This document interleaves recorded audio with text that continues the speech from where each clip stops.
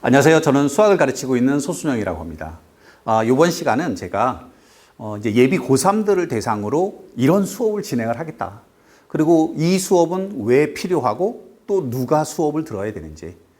실제로 뭐 제가 아이들하고 이렇게 현장에서 같이 공부를 내신 준비도 하고 실제로 재수생이나 또는 고3들을 대상으로 수능 수업을 하면서도 느꼈지만 사실 수능이라고 하는 것이 아이들이 처음 고등학교 입학을 해서 굉장히 부푼 꿈을 가지고 나 수시로 이런 대학 이런 과 갈 거야 라고 생각하고 누구든지 고등학교 1학년 들어갔을 것 같아요. 근데 이렇게 내신이라는 게 그리 만만하지 않지 않습니까? 1학년 지나고 어느덧 2학년도 거의 끝 무렵에 오다 보니 이제는 수시 말고 뭔가 내가 또 다른 방법을 통해서 대학을 가야 되나? 정시라고 하는 것이 서서히 다가오기 시작할 것 같고요. 결국 정시를 가기 위해서는 우리가 수능을 잘 봐야 되는데 어떻게 하면 수능을 잘 볼 수 있을까? 그리고 과연 수능 시험이라는 것은 무엇일까?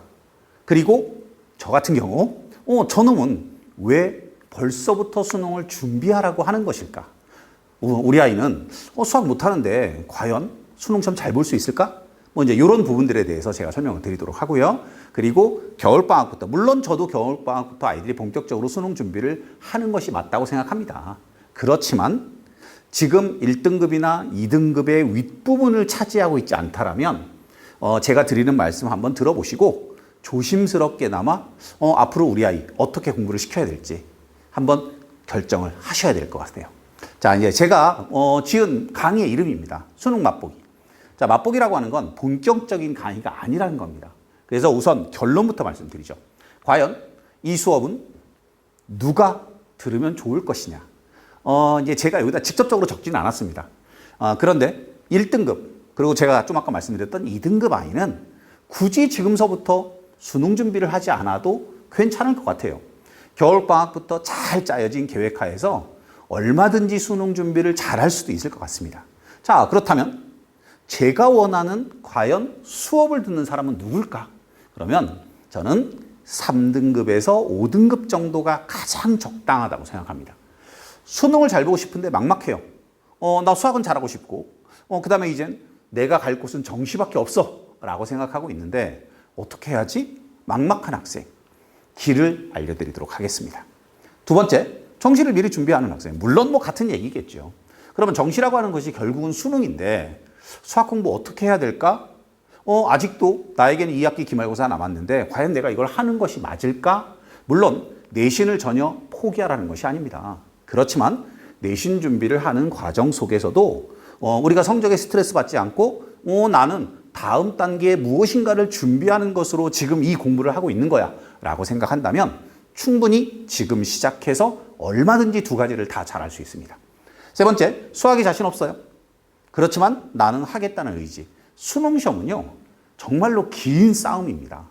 누구든지 잘할 수 있는 공부고요. 누구든지 결과물을 잘 낼 수 있다라고 저는 확언할 수 있습니다. 대신 긴 싸움이라고 하는 건 결국 1년을 누가 지치지 않고 꾸준히 노력하느냐에 따라서 그 결과물은 정말로 큰 차이가 벌어집니다. 그래서 이 세 번째 거 정말 중요합니다. 여기서 말하는 11월이라고 하는 건 물론 내년이겠죠. 내년 11월 수능에서는 누구든지 웃을 수 있다.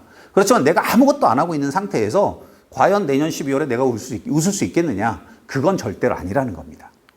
자, 그러면 겨울방학 전까지 이 수능 맛보기라고 하는 수업에서 과연 제가 아이들에게 무엇을 전해주고 싶은 거며 우리 아이들은 과연 어떤 준비를 하는 것이 좋겠느냐? 첫 번째로요, 수능 준비를 위한 0단계라고 표시했습니다. 본격적인 수능 준비가 아니라는 뜻입니다.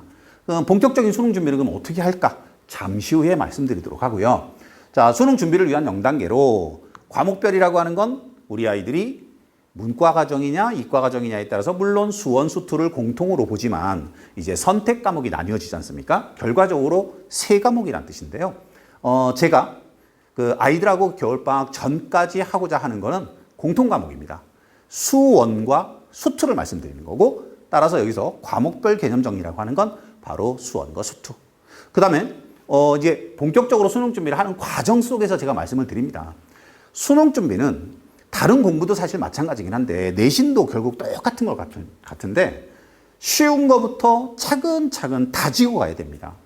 그게 없는 과정에서 결국은 나 고득점으로 가기 위해서 이런 어려운 유형의 문제 맞춰야 돼. 우리가 수능 준비하다 보면 아이들이 킬러 문제라는 걸 들어봤을 거예요. 그러면 모든 사람들이 킬러 문제만 맞히면 등급 잘 받을 수 있어. 그거 어떻게 하면 맞출 수 있을까? 절대로 공부는 그렇게 하는 게 아니라는 겁니다. 가장 기본적인 예를 들어서 2점 문제, 3점 문제, 4점의 쉬운 문제부터 차근차근 내가 잘 맞출 수 있어야 되고 그러기 위해서 반드시 필요한 거는 수능에서 사용될 수 있는 물론 뭐 내신과 수능이 엄청난 차이가 있는 건 아니지만 그래도 수능에서는 꼭 알고 넘어가야 되는 내용이 있다. 자, 그거를 이제 개념 정리라고 표현했고요. 그 다음에 수능은 나오는 유형이 어느 정도 정해져 있다. 30개 문제 중에 매년 반복이 되어지는 또는 기존에 치러졌던 수능 시험에서 얼마든지 내가 치를 수 있는 수능 유형을 찾아낼 수 있습니다. 그럼 과연 얼만큼 찾아낼 수 있느냐? 이게 예전에 문이과가 완전히 갈라진 시험하고요. 이게 이제 공통 과목이 생기면서 조금 차이가 생기긴 하겠지만 그리고 이제 공통 과목 체제 하에서 수능이 치러진 게 사실 작년이 처음이다 보니 아직까지 데이터가 누적돼 있지 않아서 이걸 뭐라고 딱 꼬집어 말하기는 힘들겠지만 지금까지 1994년 이후에 시행이 됐던 수능시험을 놓고 봤을 때 적어도 두세 문제 뺀 나머지의 문제들은 전부 다 기출유형 속에 있다라고 단언할 수 있습니다. 그래서 수능 준비 0단계라고 하는 건 나 수능 치르기 위해선 이런 내용을 꼭 알아야 돼. 거기에 이 단원에서는 이런 유형의 문제가 잘 나온대. 자, 그럼 제가 지금 말씀드리는 건 뭐냐? 이러이러한 내용들이 내가 꼭 알고 있어야 되는데 물론 그 중에는요. 아이들이 한번 공부해서 다시 내 것으로 만들 수 있는 것도 있지만 아닌 것도 있을 수 있습니다. 그거를 방학 전 수능 맛보기 강의에서 100% 해결하려고 노력하지 마라. 그러니까 결국은 이 수능 맛보기 0단계 강의는 길잡이라고 생각하시면 됩니다. 이렇게 가면 되는 거야.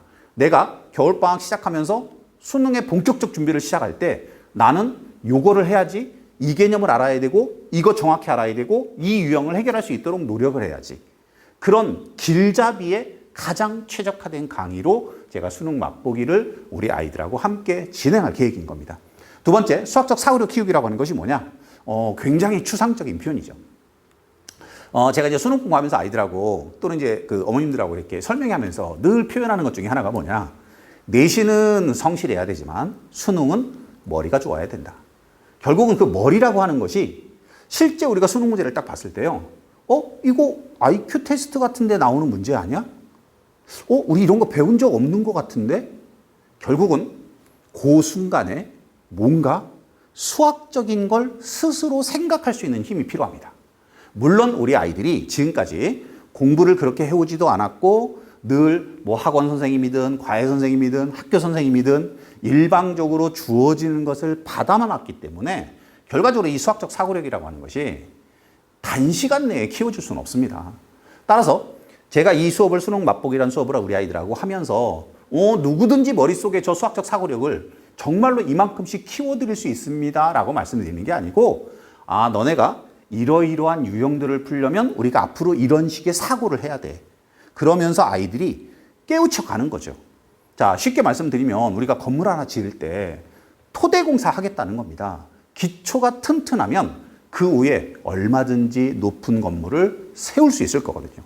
자, 세 번째, 개념 노트와 자신감 키우기라고 하는 건 뭐냐면 저 개념 노트라고 하는 게 결국은 우리 아이들은 지금서부터 수능 준비를 시작한다고 하지만 결과적으로 적어도 1년 또는 뭐 언제 시작하느냐에 좀 차이가 있겠죠. 겨울방학부터 시작하더라도 결과적으로 11개월 후에 우리 아이들은 수능 시험을 보게 됩니다. 지금 알고 있는 건 중요하지 않을 수 있습니다. 실제 본 시험에 갔을 때 내가 공부했던 내용들을 정말로 내 머릿속에서 다 끄집어낼 수 있을까? 그러기 위해서 꼭 필요한 것이 바로 개념 노트. 사실은 하나가 더 있습니다. 오답 노트라는 것도 있습니다. 그렇지만 오답 노트는 문제풀이를 하거나 이러면서 아이들이 틀렸던 문제들을 결과적으로 내가 보기 위해서 잘 작성을 하는 거니까 그게 결과 0단계에서는 그닥 중요하지 않을 수 있습니다. 앞으로 겨울방학 그리고 내년 3학년이 돼서 정말로 본격적으로 수능 준비하면서 문제풀이 열심히 할 때 이제 그때 오답 노트는 병행해서 작성을 하면 되고요. 아마 이 겨울방학 전에 제가 이 수업을 하면서 뭐 다른 것들도 중요하겠지만 가장 우리 아이들과 심혈을 기울이고 싶은 것은 바로 저 개념 노트입니다. 내가 공부했던 내용, 지금은 알지만 한 달 뒤에, 두 달 뒤에 내가 혹시 잊을 수도 있으니까 그것을 내 것으로 만드는 작업. 그리고 실제로 한번 내가 써봄으로 인해서 이것이 과연 이런 거구나 라는 걸 아이들 스스로가 느낄 수 있고, 그러면서 나 수학 잘할 수 있어? 앞으로 내가 이제 이렇게 차근차근 공부해 가면 이 강의를 통해서 이런 걸 내가 얻어냈으니까 겨울방학부터 나 이렇게 공부하면 나 수학 얼마든지 잘할 수 있어 라고 생각할 수 있을 것 같습니다. 그래서 이 수능 맛보기 강의는요, 가장 기본적이고 가장 쉬운 것부터, 우리 아이가 수학에 자신이 없어요. 그렇지만 결국 대학을 가기 위해서, 본인이 원하는 곳을 가기 위해서 수학을 포기할 수 없고 수학 성적을 잘 내고 싶은 아이들, 뜻은 있지만 어떻게 해야 될지 막막한 아이 보내주시면 제가 책임지고 아이들이 겨울방학부터 잘 달려갈 수 있도록 기초 공사를 탄탄하게 해드리도록 하겠습니다. 자, 그러면 제가 어떤 아이들 그리고 또 어떤 내용의 수업을 하겠다라고 잠깐 말씀을 드렸는데, 과연 수능시험이라는 게 뭐길래 지금서부터 우리 아이들이 달려가야 되나 라고 생각하실 수 있을 것 같습니다. 아마 다음에 이어지는 내용은 별로 재미도 없으실 건데, 그래도 막연하게나마 이런 거구나, 그래서 지금서부터 우리 아이들이 준비를 해야 늦지 않겠구나 라고 생각할 수 있을 것 같아요. 자, 다음에 이어지는 내용은 바로 뭐냐면요, 수학 공부 과연 어떻게 해야 좋을까입니다. 그러기 위해선 적을 알고 나를 알면 백전백승이라는 표현이 있었잖아요. 자, 이제 적을 알러 가겠습니다. 바로 뭐냐면 수능이 과연 뭘까? 수능 시험은 어떻게 나오는 거고 나는 그거 어떻게 공부해야지? 자, 그러기 위해서 작년에 나왔던, 물론 이게 작년 11월 달에 시행됐던 수능에 따른 수학 문제의 스타일이었습니다. 그렇지만 이제 요거보다 이제 올해 수능 시험이 과연 이제 어떻게 되느냐가 중요할 텐데, 요건 잠깐 보도록 하죠. 자, 공통 과목이 까다롭게 출제됐다. 공통 과목이라고 하는 건 바로 수원, 수투입니다. 그럴 수밖에 없습니다. 왜 그러냐면 맨 마지막에 있지만요, 선택 과목의 유불리를 최소화하는 것이 바로 평가원의 출제자들의 가장 큰 고민입니다. 즉, 확률 통계 선택하는 아이가 미적분 선택하는 아이보다 유리하다? 그러면 안 되는 거죠. 미적분을 선택하는 아이가 기하를 선택하는 아이들보다 불리하다? 그것도 역시 안 되는 거죠. 어떤 방법을 쓸까? 그래서 결국은 아이들의 등급을 가르는 변별력 있는 문항은 결국 공통 과목이 결정할 수밖에 없습니다. 그래서 많이 들어보셨을 것 같아요. 수투라고 하는 과목이 중요하다. 수투에 특히 미분법 단원이 가장 어려운 문제가 출제될 수 있다. 자, 두 번째는요, 바로 이제 계속 같은 얘기입니다. 사실은 이게 미적분 킬러 문항이 쉽게 출제된다. 미적분을 선택하는 아이들이 상대적으로 불이익을 받으면 안 되기 때문에 어쩔 수 없습니다. 이 기조는 계속 유지가 될 거고요. 자, 역시 같은 얘기입니다. 그러다 보니 이과 과정에서 미적분과 기하를 선택하는 아이들의 유불리가 최소화되기 위해선 결국 기하의 문제는 약간의 난이도가 올라갈 수도 있다. 그리고 아마 말씀을 드려도 잘 모르시겠지만요, 이 선택 과목의 유불리를 최소화하는 데 따라서 수학적인 방법을 사실 씁니다. 그게 뭐냐면 어떤 과목을 선택했느냐에 따라서요. 예를 들어서 어떤 세 종류의 아이가 생길 수 있겠죠. 확률 통계 선택한 아이, 기하 선택한 아이, 미적분 선택한 아이. 그런데 세 아이가 똑같이 80점을 받았습니다. 그러면 이 아이들이 정말로 나중에 대학을 갈 때 그 80점이 똑같은 80점으로 작용하느냐? 그렇지 않습니다. 약간 보정을 합니다.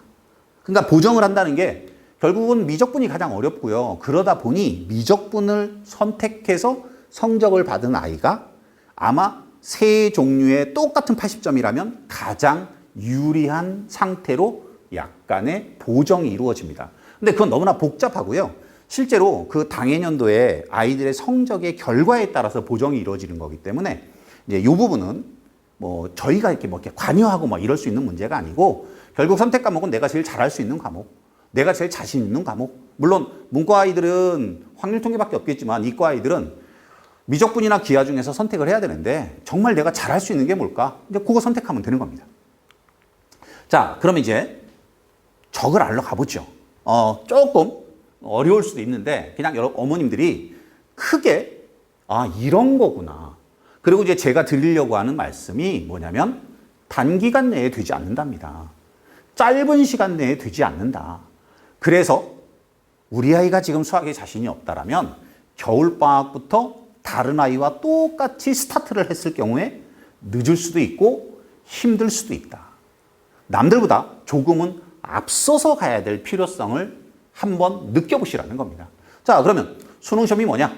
자, 수능시험은요, 출제 원칙이라는 게 있습니다. 1994년도에 처음으로 수능이 시작되면서부터 이 출제 원칙은 변하지 않습니다. 두 가지가 있습니다. 그 두 가지가 뭐냐? 하나는 행동 영역이라는 게 있습니다. 요겁니다, 요거. 그러니까 30개의 문제가 그냥 보시면 대충 이해가 되실 것 같아요. 계산을 물어보는 문제가 있다. 쉽습니다. 굉장히 쉬운 거고요. 이해. 뭔가를 알고 있으면 되는데 요게 이해가 뭐냐? 용어나 수학은 약속이지 않습니까? 정의나 뭐 그래프를 해석할 수 있거나 뭐 이런 식이에요. 요거를 어떻게 이해하시면 되냐면 그냥 수학적 개념이 하나 들어가 있는 문제라고 생각하시면 됩니다. 자, 추론이라 그런 건 뭐냐? 지금 이게 약간 뭐 노란색으로 제가 이렇게 표시해 놨는데 결국은 이 추론과 문제 해결 능력이 가장 중요합니다. 가장 중요하다는 말은 다른 말로 가장 어렵답니다. 그래서 결국은 요 영역별로 여기 보시면 20%, 40% 뭐 내외 이렇게 문항수가 이건 문항수 대비거든요. 문항수 대비 퍼센트가 대략적으로 정해져 있는데 이게 가면서 어렵고요. 실제로 이 계산 능력 1, 2, 3, 4번 그리고 단답형의 앞에 나오는 두 문제 정도 그게 바로 계산 능력. 그래서 실제로 우리 아이가 어떤 문제를 틀리느냐가 굉장히 중요합니다. 나중에 가면요. 그냥 단순하게 80점 받았다보다 우리 아이는 어느 영역을 잘 못해. 어떤 아이는 추론 능력을 못하는 아이도 있고요. 어떤 아이는 추론 능력을 기가 막히게 합니다. 그런데 문제 해결 능력을 못할 수도 있고요. 물론 당연히 문제 해결 능력은 어렵습니다. 이거는 어떻게 이해하시면 되냐면 수학적인 내용이 한 문제 속에 2개 또는 3개 뭐 과목 간에 막 연결된 내용이 혼합되어질 수도 있고요. 단원 간의 내용이 혼합되어질 수도 있고요. 그러니까 정말 말 그대로 수학을 잘해야 됩니다. 4점짜리는 다 이겁니다. 이것 또는 추론 능력. 이해 능력은 주로 3점이라고 보시면 되고요. 또 추론 능력이나 문제 해결 능력에서도 뭐 기본적이고 간단한 것들은 얼마든지 배점이 좀 낮을 수도 있겠죠. 그리고 4점짜리도 보통 14문제가 나오면 그 14개의 문제가 다 어렵지는 않아요. 킬러 문제라고 하는 건 당연히 4점짜리겠죠. 뭐 걔네들은 다 얘입니다. 문제 해결 능력. 그래서 뒤로 가면 갈수록 이제 아이들이 시험이 임박할수록 우리 아이가 어느 영역을 못하느냐도 굉장히 중요하고요. 어느 과목을 못하느냐도 중요하겠지만 이것도 굉장히 중요합니다. 그렇지만 이제 지금 이건 어머님들이 고민하신다고 될 문제는 아니고 역시 맨 마지막에 가서 제가 이제 평가원에서 자료 받는 거를 좀 설명을 드릴 건데 거기서 말씀드리는 자료가 두 가지 제가 꼭 보시라고 하는 게 두 가지가 있습니다. 그거 보시고 이게 과연 뭔지 한 번 정도 뭐 이렇게 심심하고 별거 할 일 없으실 때 한번 읽어보시면 어느 정도 느낌이 옵니다. 그리고 어머님들만 그 느낌을 받는 것이 아니라 결과적으로 우리 아이들이 이 시험에 관한 정확한 이해와 그리고 나름대로의 분석을 할 줄 알아야 계획도 잘 세울 수 있고 그거를 꾸준히 잘 실천해 갈 수 있습니다. 자, 이제 두 번째는 뭐냐? 교과 영역. 이건 그냥 과목별이라는 뜻입니다. 아까 말씀드린 대로 공통과목으로 수원 수투가 있죠. 수원 수투는 11문제씩, 그리고 22문제, 그리고 선택 과목에서 8문항. 그래서 모두 30개의 문항이 나옵니다. 자, 그러면 수원 수투에서 각각 11문항씩 나왔는데 이건 뭐 절대적인 건 아니지만요. 단원별로 문항수는 골고루 배분을 합니다. 다음에 보여드리는 건 작년 수능 기출문제입니다. 문항수입니다. 문항수. 수원에서 11문제가 나왔는데 지수로그에서 2문제, 지수로그 함수 2문제, 삼각함수 3문제, 수열 4문제가 나왔다는 뜻입니다. 자, 그럼 이게 결국 뭐냐? 교과별로 문항수가 정해져 있고 단원마다 문항수가 어느 정도 안배가 이루어지는구나. 굉장히 중요한 거죠. 그러다 보니 수열에서 4문제 또는 삼각함수에서 3문제밖에 안 내기 때문에 저 3문제가 어떤 문제가 나올지를 어느 정도 알아낼 수 있다는 뜻입니다. 왜? 가장 중요한 거 내겠죠.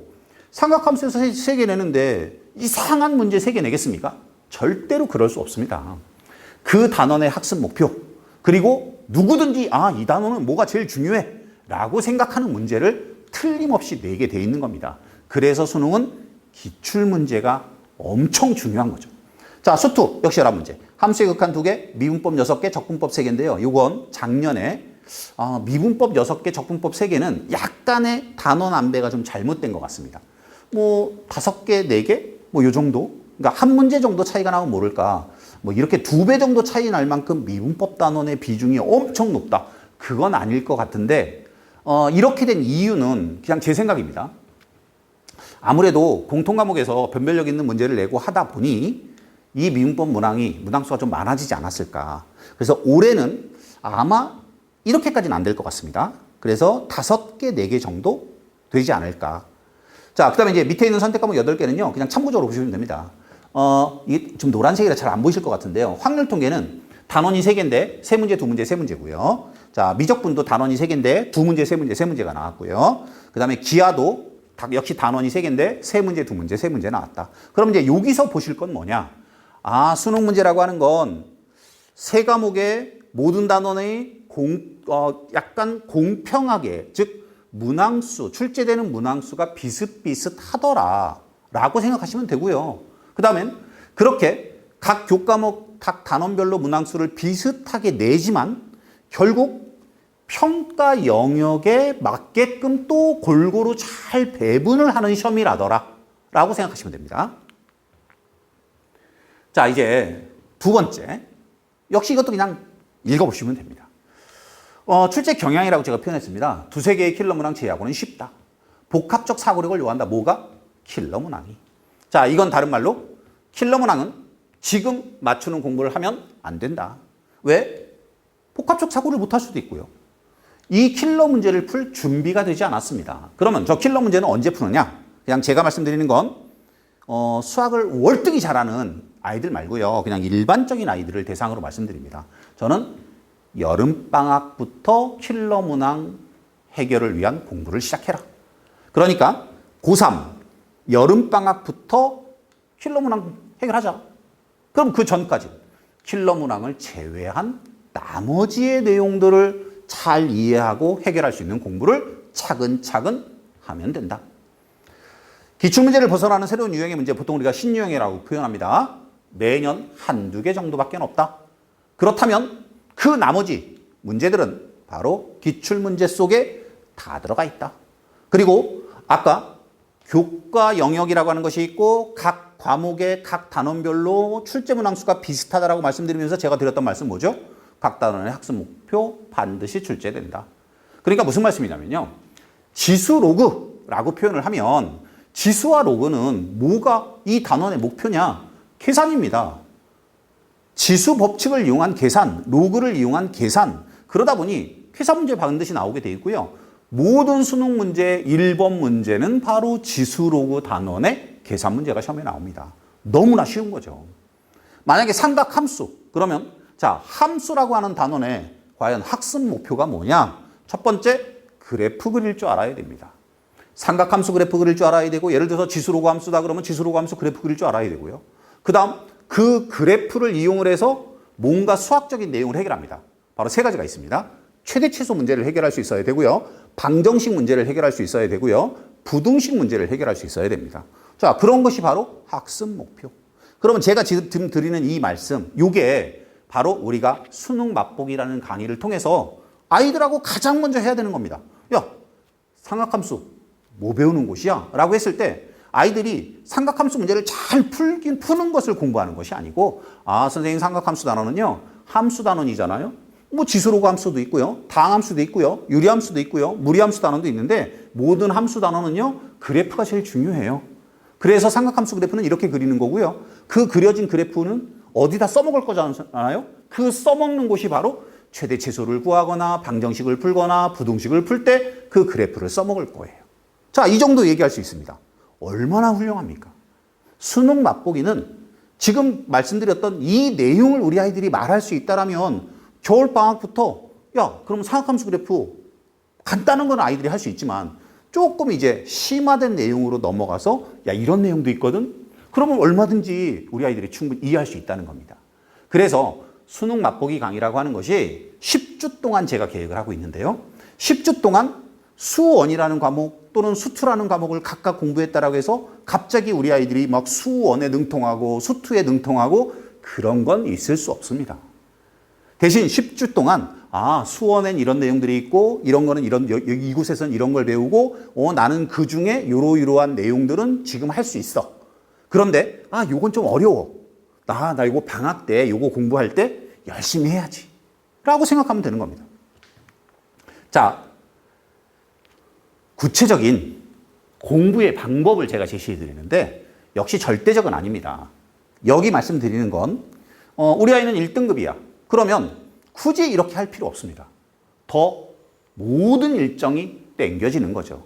자, 그렇다면 여기 보여드리고 있는 바로 이 학습 전략이라고 하는 건 제가 수능 맛보기 강의를 통해서 함께 공부하고 싶은 아이들, 요 아이들이라면 요거에 맞춰서 공부해보자 라고 제안 드리는 거고요. 우리 아이는 현재 1등급이야 아니면 2등급 상위권이야 라고 한다면 요 기간이 얼마든지 짧아질 수 있습니다. 자, 첫 번째가 뭐냐? 수학 문제를 잘 풀려면 결국은 내용을 기본적으로 다 잘 알아야 됩니다. 자, 그걸 내 머릿속에 집어넣는 과정이 필요해요. 자, 그게 첫 번째입니다. 바로 내용 정리, 기출 유형 총정리. 여기에서 아까 수능 맛보기 강의에서 제가 오답 노트를 작성하지는 않는다라고 했습니다. 자, 이제 오답 노트는 본격적인 문제풀이를 시작하는 과정에 들어가면 당연히 작성해야죠. 개념 노트. 수능 맛보기 강의를 통해서 개념 노트를 작성한 아이라면 저거를 반복해서 공부하면 되는 겁니다. 자, 근데 제가 정해놓은 일정이 1월에서 3월입니다. 사실은 1, 2, 3월이라 해봐야 3달밖에 없습니다. 그러면 자, 어머님들이 한번 상식적으로 생각해보죠. 과연 우리 아이들이 3달 동안, 그것도 대부분의 고3 대상으로 진행하는 수업은 일주일에 2번 정도 수업합니다. 자, 일주일에 2번이라고 하면 뭐 한 번은 수원하고 한 번은 수투했다라고 생각하면 되겠죠. 자, 그렇게 3달간, 그래봐야 12주 내지 13주, 뭐 길어야 14주 나올 겁니다. 그러면 과연 내가 3달 동안 일주일에 한두 번씩 공부해서 지금 수학을 잘 못하고 있는데 과연 수원 수투의 선택 과목까지 내용 정리, 기출형 총정리, 겨울방학에 완벽하게 해낼 수 있을까요? 수학만 한다면 뭐 얼마든지 가능할 수도 있겠지만 다른 국어라든가 또는 영어라든가 또는 탐구 영역을 같이 병행해서 공부를 해야 되는 우리 아이들 입장에서 결코 쉽지 않다라는 겁니다. 그러다 보니 수학에 자신 없는 학생들은 조금은 빨리 시작할 수밖에 없지 않느냐라고 제가 제안을 드리는 겁니다. 자, 두 번째, 이제 요 과정이 끝나면, 물론 그렇지만 요 1월부터 3월이라고 설명했던 요 첫 번째 단계가 반드시 3월에 끝나야 되느냐? 그건 아닙니다. 5월까지 가도 상관없습니다. 어쨌든 제가 가장 중요하다고 생각되는 단계는 바로 이 첫 번째 단계입니다. 저 첫 번째 단계가 잘 이루어져야 두 번째, 세 번째 단계가 잘 진행이 될 수 있거든요. 자, 두 번째는 뭐냐면요. 처음에 공부하고 나면, 뭐 우리 늘 그렇지 않습니까? 뭔가를 이렇게 배우거나 하고 나면, 한 번 배워서 이거는 알겠는데, 이 내용은 잘 모르겠어. 그리고 아이들 스스로 느끼는 게 있거든요. 나는 이런 유형의 시험 문제가 나오면 왠지 모르게 기분도 나쁘고 자신도 없고 그럴 수 있지 않습니까? 자, 어려운 테마 또는 약점 문항, 요거를 공부하고 나서 추려서 다시 공부하자는 겁니다. 반복해서 공부하자. 그리고 나서 6월 초에 시행이 되는 평가원 모의고사를 통해서 과연 내가 지금까지 공부해왔던 것이 과연 잘 됐는지 중간 점검 한번 하고 그런 다음 조금씩 어려운 곳으로 옮겨가는데 그게 바로 아까 말씀드렸던 추론과 문제 해결 능력 쪽이 되는 겁니다. 그러니까 공부라고 하는 것이 처음에 100점 맞는 공부를 절대로 할 수 없습니다.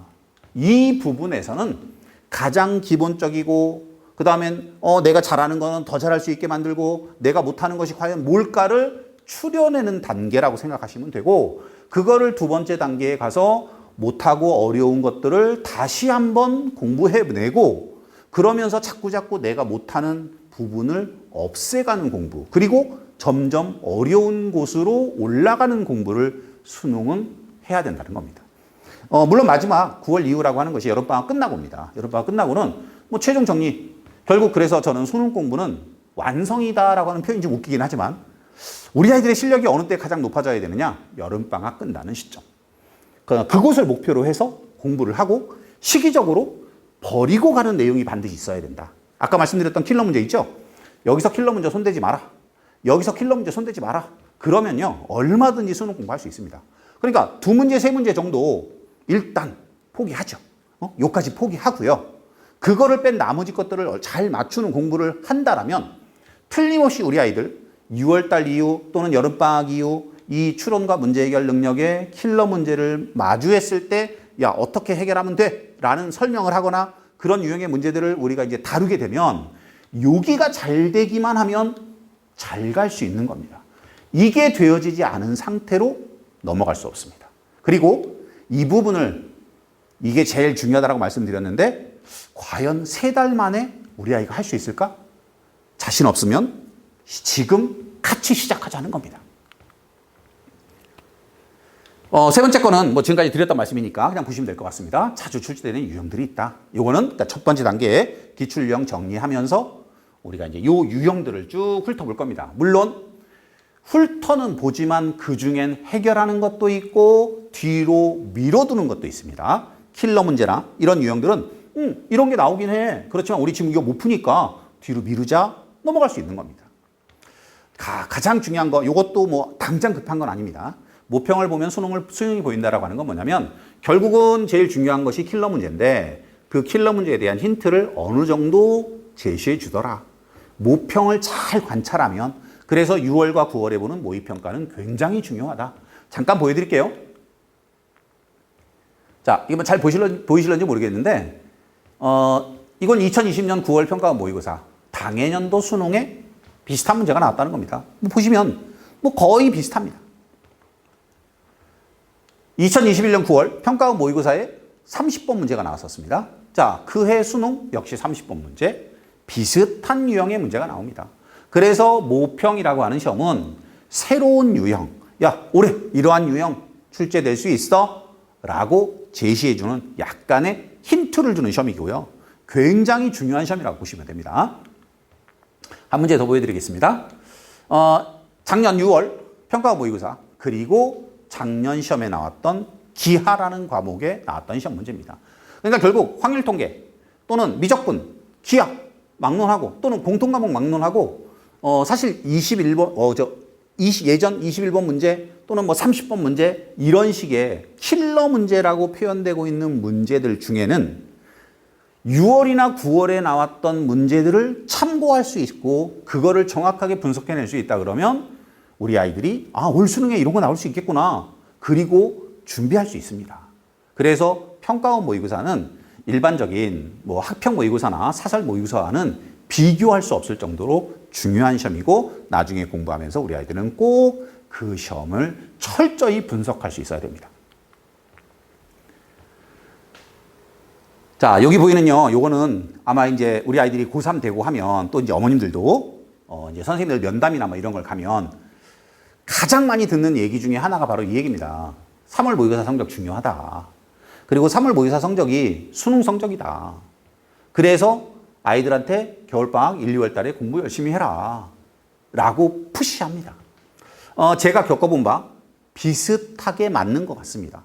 3월 모의고사 성적과 수능 성적이. 그렇지만 이게 왜 비슷할 수밖에 없느냐를 보여드리는 겁니다. 제가 여기 밀어내기라는 표현을 썼습니다. 밀어내기라는 건 뭐냐면 있는 거죠. 지금은 풀 수 있었는데 한 달, 2달 지나니까 못 푸는 거. 결과적으로 우리 아이들이 3월 달에 이만큼 머릿속을 채웠습니다. 그런데 4월 달에 가면 이 채워진 게 아이들은 가만히 있을 거라고 생각합니다. 절대로 그럴 수 없습니다. 빠져나가고 새로운 게 채워지고 6월 달에 갔더니 3월 달에 했던 것 중에 또 빠져나가고 4월 달에 했던 것 중에 또 빠져나가고 6월 달에 새로 채워집니다. 결국 우리 아이들 머리에 채워지는 양은 늘 그만큼밖에 없는 겁니다. 그럼 결국 성적이 올라가려면 바로 빠져나가는 이 양을 줄이거나 못 빠져나가게 막아줘야죠. 뭐가요? 반복입니다. 그럼 이걸 어떻게 하면 되느냐? 그걸 도와주는 게 바로 개념 노트와 오답 노트입니다.